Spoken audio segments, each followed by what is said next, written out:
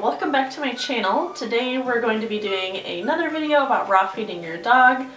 This video is going to be all about how I prep my meals for my dogs, the containers I use, how I like to set it up, things like that. If you're looking for like a basics, what to feed your dog, how much to feed your dog, where to get started, suppliers, things like that, go ahead and check out my last raw feeding video. I covered all of that info and some other stuff in there, so I'll go ahead and link that down below or put a card somewhere around here so that you can check that out. So yeah, let's go ahead and get into the setup. Alright, so before I get started, I just kind of wanted to show you my general setup when I prep. So first over here, this is a garbage bag, obviously pretty self-explanatory. I will have a bin I put down here, I just haven't got it out yet because I need to empty it. But yeah, I just like to keep a garbage bin right here, that way it's easy to throw packaging away as needed. These two bins are what I put all the meat in. This is some stuff that's been thawing. I took this out this morning. I know obviously if you've ever thawed meat for yourself, you know you're not supposed to thaw it at room temperature because it can allow bacteria to grow. I don't really worry about that with the dogs. Now if you have a dog with a weird immune disorder or something like that, then that may be something you want to take into consideration. However, I don't even let this thaw all the way. I just let it partially thaw so that it's soft enough that I can cut it up and easily portion. Never had an issue with that. They've been eating this way for around 1.5 years and never been sick. So obviously if you have the fridge space, you can thaw it in the fridge too. I don't. We only have one fridge and it's usually full of all of our food, so yeah, that's why I don't do that. Someday maybe we'll have a spare fridge that we can thaw meat in. Right now, that's not the case. Anyway, so yeah, I just have this stuff thawing in here. I do have some things in the freezer that are fresh that don't need to be thawed that I'll put in here, but usually these two bins hold about all the meat. Usually I prep around 60-65 pounds at a time. So yeah, anyway, I put all my meat in here. And then kind of pull it out as needed. Here I've got a little kitchen scale. This is definitely handy to have. And then I prefer the scales that don't come with the container. Like some of them have a attached bowl. Since I'm using it mostly for meat, I find putting my own plate on there is easier. Anyway, so yeah, that's what that plate is for. Here I've got my knives, kitchen shears, just for mostly for cutting packaging, but if I need to cut something like a bone or a tendon, it's handy to have those on hand. This is a sharpener. I don't usually sharpen my knives mid-session, but I figured I would throw this out here because I definitely think having a knife sharpener is something you're going to want as a raw feeder. You definitely want to work with sharp knives. It's a lot easier and also safer. So yeah, I already sharpened these knives, but you definitely want to have one of these just in general. Usually one knife is enough to get me through a session. Hi, Beaker. This is usually the knife I use. This is a February knife. This is actually a gift. Yeah, this is a really nice knife. It's super sharp. It usually gets me through a whole prep session, but just in case, I like to have this KitchenAid cleaver on hand in case I notice this starts getting dull. Anyway, so yeah, there's that. This you may have seen in my last raw feeding video. This is my chart. So on the back side here, this is the meal prep. Let's see if I can get that to focus. There we go. Sorry for that little cut. I just wanted it to focus. So this is Beaker, Cody. Obviously, this is how much they eat per day total. This is, usually I use chicken quarters or just a meaty bone in general. And then they also eat bone-in fish. Actually, this prep, I have boneless fillets, but anyway, whatever. So I've got it separated by bone. Then this is meat and heart. And then over here, how much organ they get. So this is like on a per day basis. I don't really, you'll see. Anyway, so that's theoretically how much they get per day, although I like how much they should be eating per day, but I don't weigh it out exactly like that. And then down here, I have their per 20 meal totals. So what I'm prepping today is 20 meals. You can prep however many meals you want. 20 is just convenient for me. It's an easy number to work with. If I am low on time or space, I can cut it in half and just do 10. If I have a lot to prep, I can double it and do 40. So that's just an arbitrary number. Do however many meals you want to do.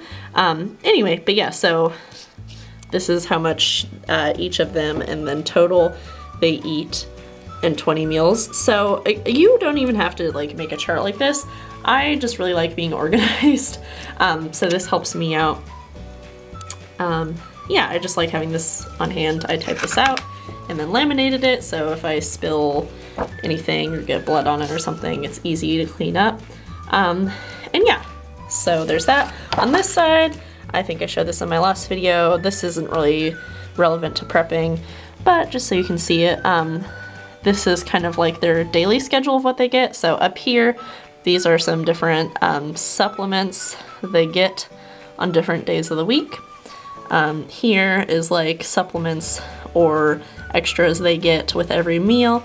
And then down here is just for each of these supplements, how much they get, like their chia and kelp mixture. They get a big teaspoon, how much vinegar they get, kefir, fish oil, etc. This, I pretty much know all of this, what they eat every day, because I'm usually the one feeding them. But this is nice to have on hand, like if my husband feeds them and he doesn't know, he's not exactly sure what they get, or if we have a dog sitter or something like that. Again, you don't have to do this. For some people, like this may drive them crazy, but I just really like being organized. So yeah, I find that handy. In this video, I'm not going to talk about supplements or why I feed what I feed and things like that. If you're interested, perhaps I could do a separate video on the supplements I feed and the reasoning behind them. But yeah, I mean, I do have reasons for all of this stuff, and it may seem a lot. Some people don't like to supplement at all. That's fine too.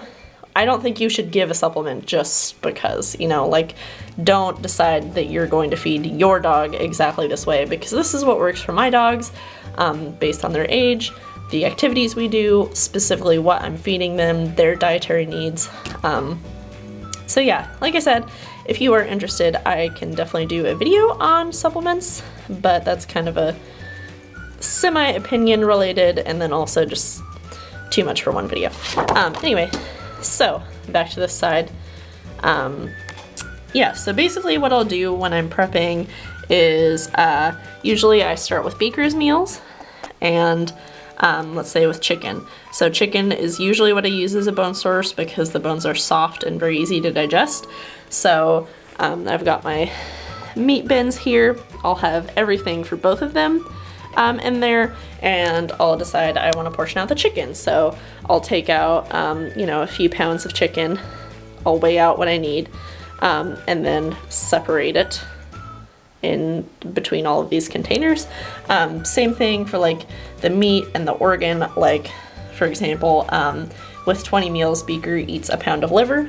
So I will take about a pound of liver out of here.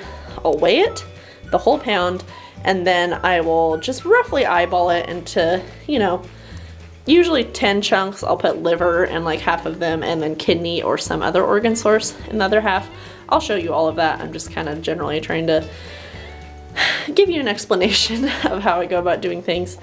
But yeah, so there's 20 containers here for Beaker. To the side are the lids. Then over here I've got all of Cody's containers. So once I'm done with Beaker's, I will package all of these up and then put them in the freezer. Then put Cody's containers out and repeat the whole process. And then I've also got some gloves, just because sometimes it's easier on me. I don't have to keep washing my hands, and my hands get really dry if I wash them too many times anyways. And then some disinfecting spray and a rag just to clean up anything as needed.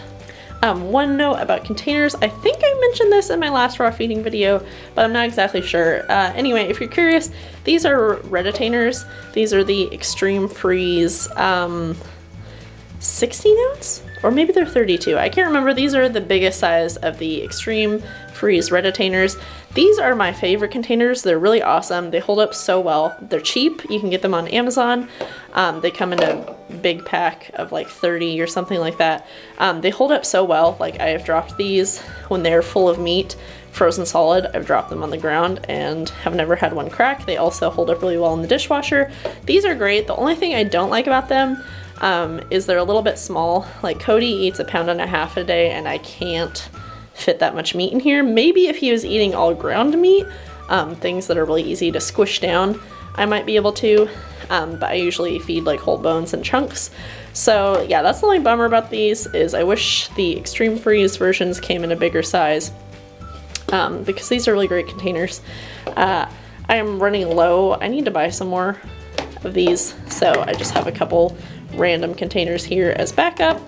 And then for Cody, again, these are just like Rubbermaid containers. I think these are the Target brand ones. These are big enough to hold 2 of Cody's meals. So yeah, these are okay. They break. I've had quite a few of them break, either from dropping or being in the dishwasher too many times, things like that. But yeah, I highly recommend these Reditainers. They're definitely my favorite. Unless you have a large dog to feed, then you're gonna have to use multiple containers per day. You definitely don't have to use these containers if you don't want to. You can use Ziploc bags. However, I just think this is a little bit greener, since obviously these are reusable. I already feel kind of bad about all of the, the packaging that I have to throw away every time I prep.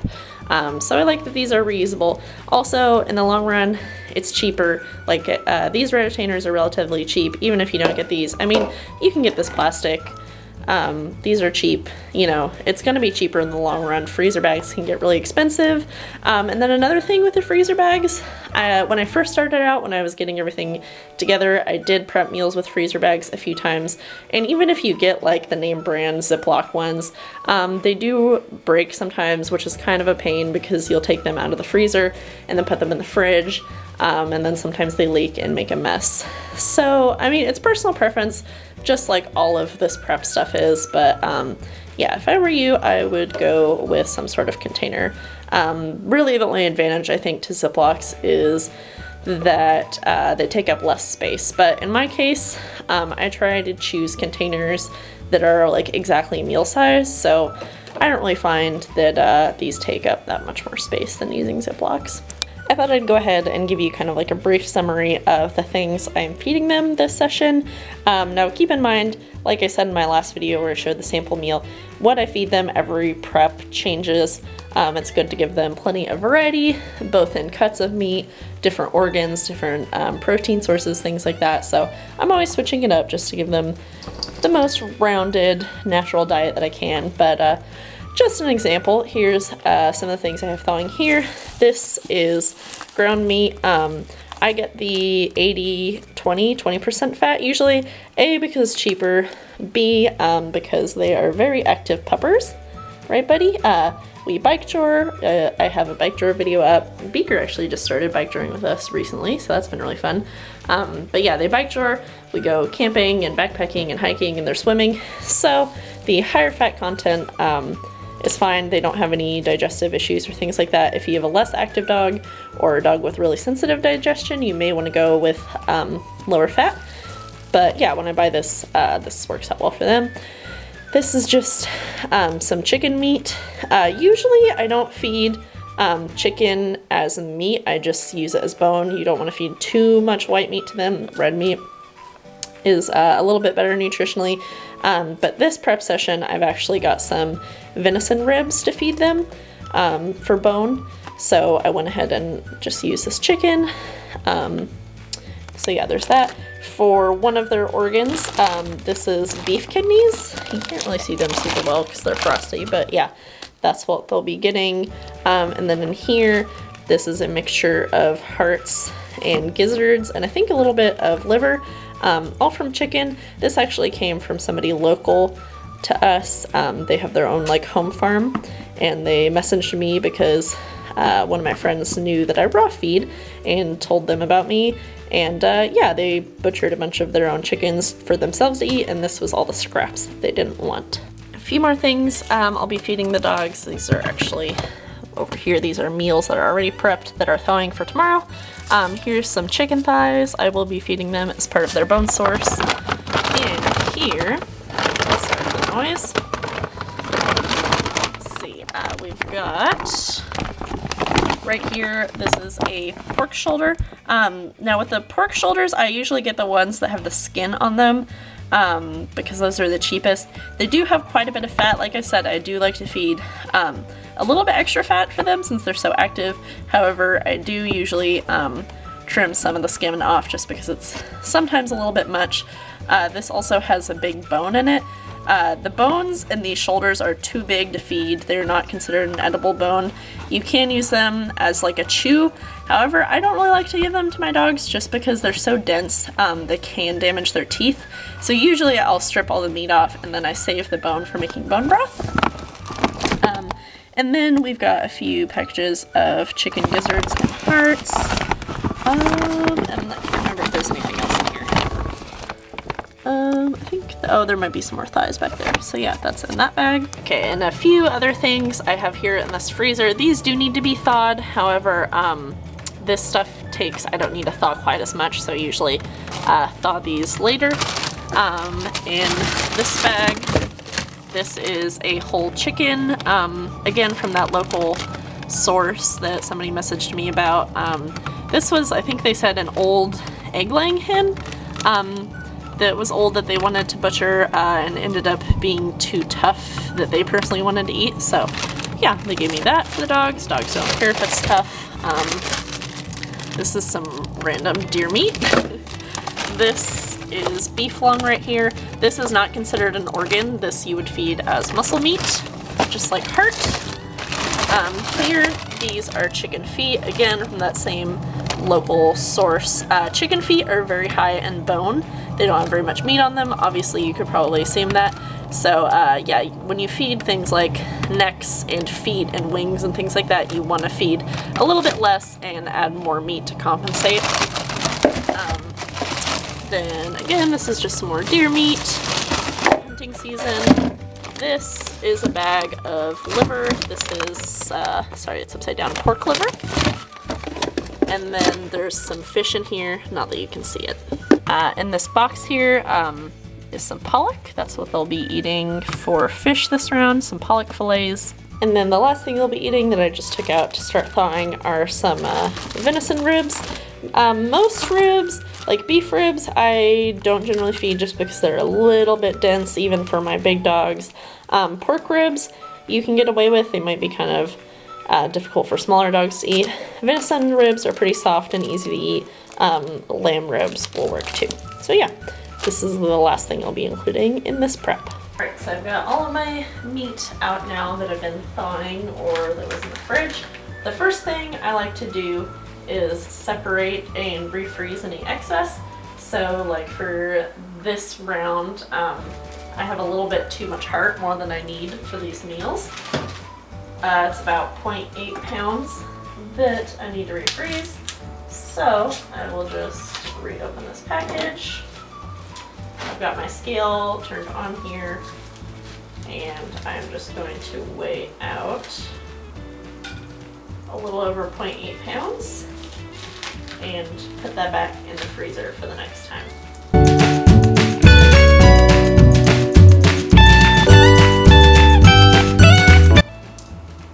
There we go, that's about good. And then I've got another container, one that I already set aside earlier, that I'll put that in and throw this back in the freezer. And I've also got to do that with some kidney, so I'm just going to go ahead and do the same thing that I just did, and then put these in the freezer, and then I will be back. Alright, so now all of the excess meat that I don't need is back in the freezer, so everything left in the tubs is going to get portioned up into all the containers that I showed you earlier. So this is basically how I go about doing it. I've got my chart here that I showed you earlier that shows how much of each thing, chicken, fish, meat, heart, organ, etc., that Beaker and Cody get for one prep's worth of meals. So, for example, Beaker for 20 meals eats about a pound of kidney or some other organ like brain, pancreas, things like that. So out of my meat tub here, I grabbed kidney, I cut up some pieces, and I weighed it out a pound right here on my scale. So I already did that while I was doing that other stuff. So right here, this is a pound of kidney. All of this is for Beaker. As I showed you earlier, I've got all of her meal containers right here. So I'm just going to go ahead and start putting little pieces in them. So you don't need, doing it this way is really nice because you don't have to be super precise. You don't have to cut everything up into teeny tiny pieces. You don't have to feed a perfectly balanced meal every single day. Balance over time is something you'll hear a lot from many raw feeders. And basically what that means is, like in this prep, I'm preparing about 3 weeks worth of meals. So over the course of 3 weeks, Beaker is going to get a balanced diet. She's going to get all the liver she needs, all of the bone she needs, different protein sources, etc., etc. Within 1 day, I'm not going to feed her 4 different proteins. I'm not going to feed her liver and other organ every single day. Does that make sense? I hope so. So yeah, basically I'm just gonna, kind of roughly eyeball chunks into half these containers. Usually, a lot of times what I'll do is I'll put chunks of kidney in half of them, and then the other organ that they get every single prep is always liver, and liver will go into all of the containers that don't have kidney.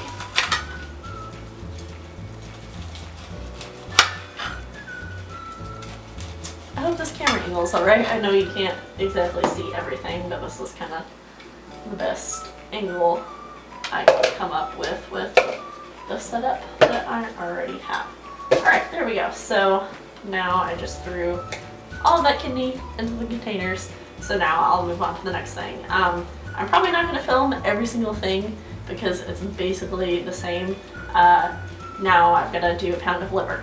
So I'll grab all the liver I need out of here, weigh it out, and then again roughly portion that into the rest of these containers. Beaker is also going to eat 8 pounds of bone-in meat, like the chicken thighs, the chicken feet, and the venison ribs that I showed you. Those are all the bone they're going to get.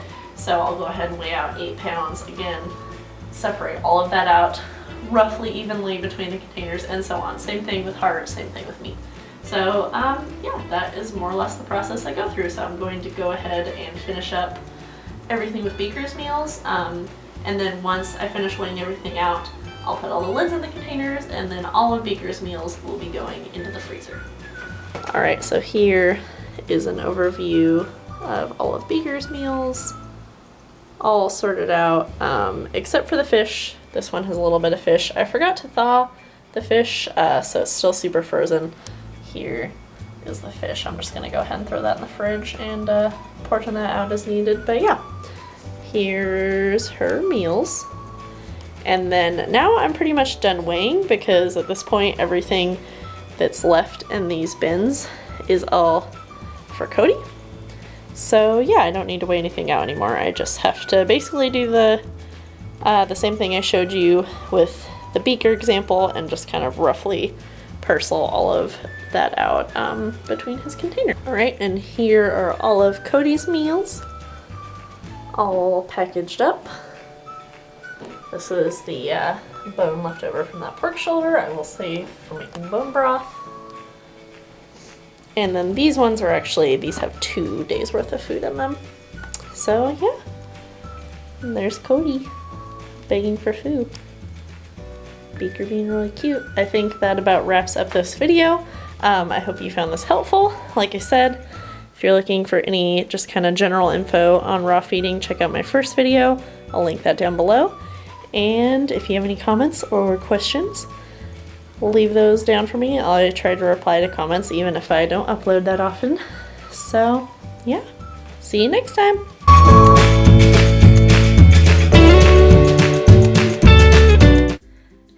So I thought I would go ahead and kick off this raw feeding video with a little sample of what their meals look like.